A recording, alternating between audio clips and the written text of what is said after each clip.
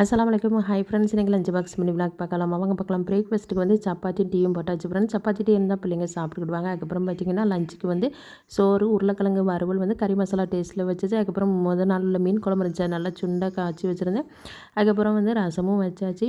பெரிய மகனுக்கு வந்து மீன் வேண்டாம்னு சொன்னதால் உங்களுக்கு உருளைக்கிழங்கு, சின்ன மகனுக்கு வந்து மீன். அதுக்கப்புறம் சப்பாத்தி நல்லா தேய்ச்சிட்டு அதில் உருளைக்கிழங்கு இருந்துச்சு, அதையும் ஸ்டஃபிங் பண்ணி போட்டு எடுத்து கொடுத்தா பிள்ளை சாப்பிட்டுக்கிடுவான். ஸ்நாக்ஸுக்கு அவங்களுக்கு அதுதான். அதுக்கப்புறம் பிள்ளைங்களையும் ஸ்கூலுக்கு அனுப்பியாச்சு. அப்புறம் கருவாடு விற்றாங்க, நல்லா ஃப்ரெஷ்ஷாக இருந்துச்சு. அதனால் கருவாடும் வாங்கி ஸ்டோர் பண்ணி வச்சாச்சு. காலையிலேயும் இட்லி மாவுக்கு ஊற போட்டாச்சு. அரிசி பருப்புலாம் ஊற போட்டு நம்ம வந்து காலையிலே அரைச்சிட்டோம்னா நைட்டு இட்லியை வச்சுக்கலாம் அப்படின்னுட்டு ஒரு பக்கம் அதையும் போட்டு விட்டாச்சு. அதுக்கப்புறம் என்ன வேலை பார்த்திங்கன்னா, சிங்கில் பாத்திரம் இருக்குது. அப்புறம் பிள்ளைங்களை காலையில் சாப்பாடு ரெடி பண்ணும்போது அங்கங்கே எண்ணெய் தெரிச்சிருக்கும். அதனால் வந்து காலையில் வேலை எனக்கு அடுப்பை துடைக்கிற வேலை தான் ஃப்ரெண்ட்ஸ். ஏன்னா சாப்பாடு வேலை முடிஞ்சிட்டால் நம்ம அடுப்பை துடைச்சிட்டோம்னா க்ளீனாக இருக்கும் அப்படின்னுட்டு.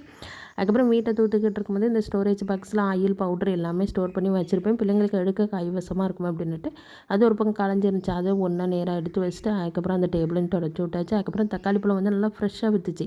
அதனால் அதையும் வாங்கியாச்சு. தக்காளி பழத்தை வாங்கி ஸ்டோர் பண்ணி வச்சுட்டு அதுக்கப்புறம் சிங்கில் இருக்க பாத்திரத்தையும் கழுவையும் ஸ்டார்ட் பண்ணியாச்சு ஃப்ரெண்ட்ஸ். காலையில் நம்ம வேலை பார்க்கும்போதே அடுப்பெல்லாம் துடைச்சிட்டோம்னா அடுப்பில் உள்ள வேலை முடிஞ்சிருக்குமா, நம்ம அடுப்பை துடைச்சிட்டோம்னா நீட்டாக இருக்கும் அந்த டே ஃபுல்லாக. அதனால் எப்போவுமே நான் காலையில் அடுப்பை துடைச்சிடுவேன். அதுவும் பிள்ளைங்களுக்கு வந்து சமையல் செஞ்சுட்டு தான் அடுப்பை துடைப்பேன் ஃப்ரெண்ட்ஸ்.